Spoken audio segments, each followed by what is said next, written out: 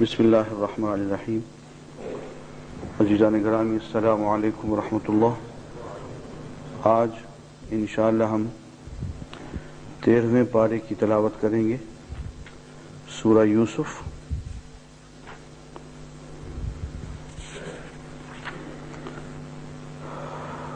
آیت نمبر 53۔ وما ابرئ نفسی ان النفس لامارۃ بالسوء الا ما رحم ربی ان ربی غفور رحیم۔ میں اپنے آپ کو بے قصور قرار نہیں دیتا، میں اپنے نفس کو بری قرار نہیں دیتا۔ بے شک نفس برائی پہ زوردار طریقے سے اکسانے والا ہے۔ ہاں، جس پہ میرا رب رحم فرما دے وہ اس کے شر سے بچ سکتا ہے۔ بے شک میرا پروردگار بہت بخشنے والا اور بہت مہربان ہے۔ عزیزان گرامی، یہ بات حضرت یوسف علیہ السلام نے اس وقت کہی جبکہ ان پہ ہر الزام ختم ہو چکا تھا۔ وہ الزام جس کی بنیاد پہ وہ جیل میں رہے، اور وہ الزام کیا تھا؟ آپ کو سن کے حیرت ہوگی کہ ایک نبی پہ اتنا بڑا الزام لگا دیا گیا، اور پھر وہ خاتون جس نے یہ الزام لگایا وہ اپنی مجلس میں بیٹھ کے کہتی ہے لقد راودتہ عن نفسہ، میں نے ہی اس کو بہکانا چاہا تھا، فاستعصم، مگر وہ بچ گیا، باعصمت رہا، وَإِن لَّمْ يَفْعَلْ مَا آمُرُهُ، میں اس کو جس چیز کا حکم دیتی ہوں اگر اس نے وہ سب کچھ نہ کیا، لَيُسْجَنَنَّ، تو قید میں ڈال دیا جائے گا، وَلَيَكُونَ مِنَ الصَّاغِرِينَ، اور بہت ذلیل لوگوں میں اس کو شامل کر دیا جائے گا، ذلت اٹھائے گا۔ یعنی وہ عزیز مصر کی عورت کھلم کھلا اپنے سہیلیوں میں بیٹھ کے یہ کہتی ہے، خاوند سے تو یہ کہتی ہے کہ یہ مجھ پہ حملہ آور ہوا ہے، اس کو جیل میں ڈال دو، اور سہیلیوں سے یہ کہتی ہے کہ اس کی کیا جرت تھی مجھ پہ حملہ کر، تو میں نے کیا تھا، اور جو میں چاہتی ہوں اس کو کرنا پڑے گا، اور نہیں کرے گا تو ذلیل ہوگا، جیل میں رہے گا۔ یہ دربار کا ایک خاص طریقہ ہوتا ہے، درباری زندگی کا۔ یہ حکومتی سازشیں اسی قسم کی ہوا کرتی ہیں کہ وہ الزام جو کسی طرح سے ایک نبی پہ جچتا نہیں ہے اس پہ تھوپ بھی دیا گیا، اور سال ہا سال بیچارہ وہ جیل میں اس الزام کی وجہ سے پڑا رہا۔ اب ایک وقت آیا کہ اس کو جیل سے آزاد کرنا پڑا۔ جیل میں حضرت یوسف کی نیکی، طہارت، تقوی، روحانیت کی دھوم مچ گئی۔ بادشاہ پہ ایک مشکل آن پڑی تو بادشاہ کے ساتھیوں میں سے ایک شخص جو کہ جیل میں رہا تھا، اس کے درباریوں میں سے، اس نے یوسف کی تعریف کی کہ اس خواب کی تعبیر تو وہی قیدی دے سکتا ہے اور کوئی نہیں دے سکتا۔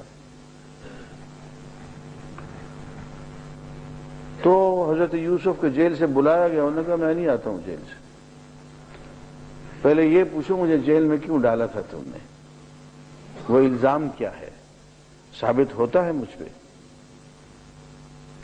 تحقیق کی گئی تو سب نے مل کے اعتراف جرم کیا.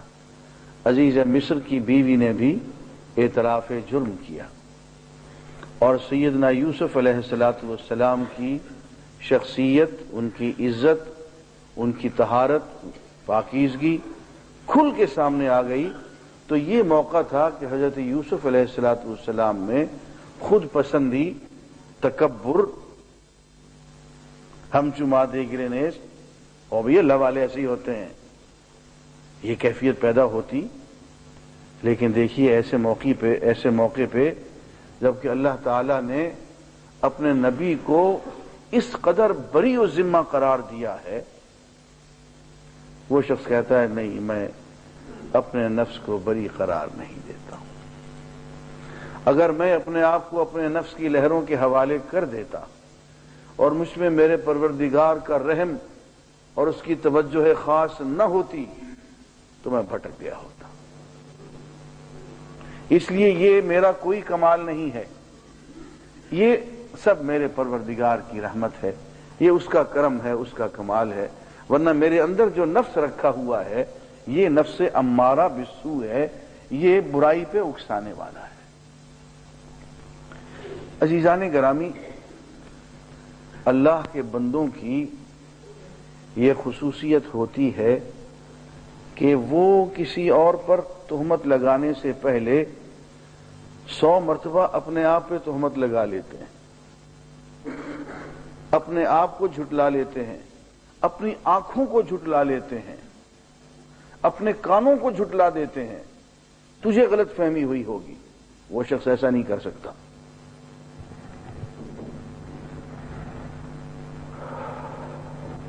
سیدہ عائشہ رضی اللہ تعالی عنہا پہ واقعہ افک پہ جب الزام لگا تو ایک صحابی نے بہت خوبصورت جواب دیا.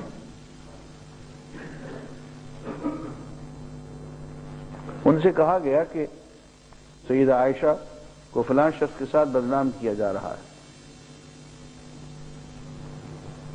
تو انہوں نے کہا دیکھو میں سیدہ عائشہ کو تم سے زیادہ نیک سمجھتا ہوں، اور فلاں شخص جس کے ساتھ ان کا نام لیا جا رہا ہے ان کو کئی گنا زیادہ اپنے آپ سے نیک سمجھتا ہوں. کوئی میرے بارے میں اس قسم کی بات کہے تو میں شبہ میں پڑ سکتا ہوں، اس کے بارے میں اور پھر سیدہ عائشہ کے بارے میں سوچ بھی نہیں سکتا. آئندہ زبان سے یہ بات نہ نکالنا. یہ ہوتا ہے مومن کا رویہ.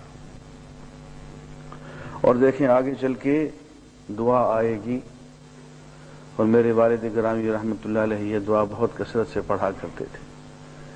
دیکھیے کہ نبی ایک دعا مانگ رہا ہے، فاطر السماوات والارض، اے آسمانوں اور زمین کے پیدا کرنے والے، انت ولی، تو میرا یار ہے، تو میرا غمخوار ہے، تو میرا دستگیر ہے، تو میرا آقا و مولا اور سرپرست ہے. یہ ولی کے معنی ہے. انت ولی فی الدنیا والآخرہ، دنیا میں بھی اور آخرت میں بھی میرا یار و مددگار صرف تو ہے. توفنی مسلمن، مجھے موت دینی ہے تو ایک مسلمان کی موت دینا. توفنی مسلمن، ایک مسلمان کی موت مجھے عطا کرنا. وَأَلْحِقْنِي بِالصَّالِحِينَ، اور مجھے نیک لوگوں میں شامل کر دینا. دوستو اگر پروٹوکول کی بات ہو تو دیکھیں، مسلم ہوتا ہے، پھر مومن ہوتا ہے، پھر کہیں جا کے صالحین میں ہوتا ہے، اور پھر شہید، پھر صدیق، اور پھر نبی، اور پھر رسول.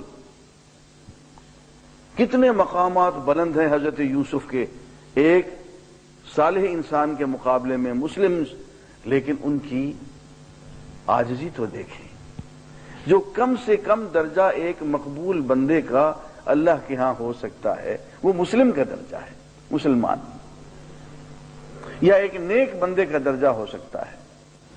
قرآن مجید میں اولئک الذین انعم اللہ علیہم من النبیین والصدیقین والشہداء والصالحین وحسن اولئک رفیقا. تو نبی رسول ہوتے ہوئے نبی کا درجہ بھی نہیں مانگ رہے، صدیق کا بھی نہیں، شہید کا بھی نہیں، صالح کا، نیک آدمیوں میں شامل کر، اور ایک عام مسلم کا رتبہ مانگ رہے ہیں. یہ ایک عاجزی ہوتی ہے دوستو، ایک تواضع ہوتی ہے. اور سچی بات یہ ہے، ہم نے یہ دیکھا ہے کہ جن لوگوں میں جتنی زیادہ تواضع اور عاجزی ہوتی ہے وہ اللہ کے اتنے ہی زیادہ مقبول بندے ہوتے ہیں. اور میں آپ کو سچ کہتا ہوں، نسبتاً جس نسبت سے کسی شخص کو تواضع اور عاجزی اور خاکساری مل جاتی ہے، سمجھ لو اسی نسبت سے اللہ تعالیٰ کی مقبولیت اور اللہ تعالیٰ کا قرب اور ولایت اس کو حاصل ہو جاتا.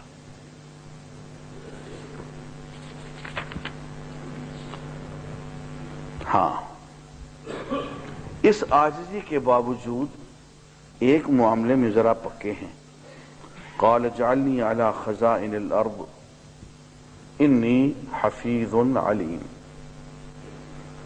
بادشاہ نے جب پورے اعتماد کا اظہار کر دیا اور یوں کہا کہ انک الیوم لدینا مکین امین، آج آپ ہمارے ہاں معزز اور قابل اعتماد ہیں، تو فرماتے ہیں کہ جناب پھر بات یہ ہے کہ حق بحقدار رسید.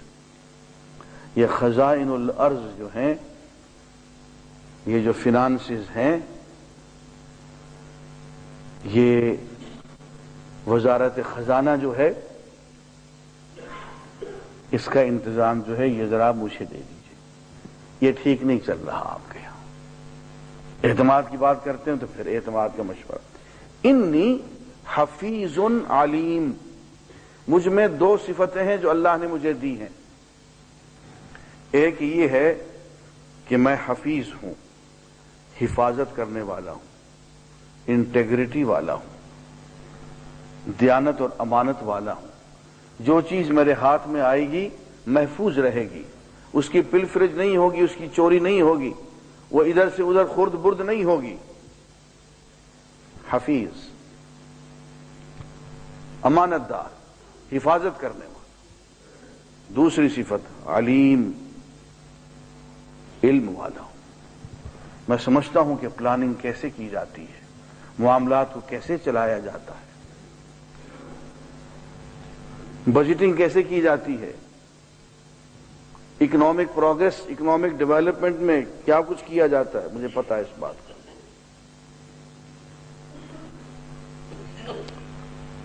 عزیزان گرامی، ایک منتظم کے لیے، ایک بیوروکریٹ کے لیے، ایک حاکم کے لیے یہی دو بنیادی صفتیں ہوتی ہیں. ایک یہ کہ وہ ایماندار ہو، اور دوسرا یہ کہ وہ اپنا کام جانتا ہو. ان دو صفتوں میں سے ایک صفت غائب ہوگی تو وہ ناکام انسان ہوگا.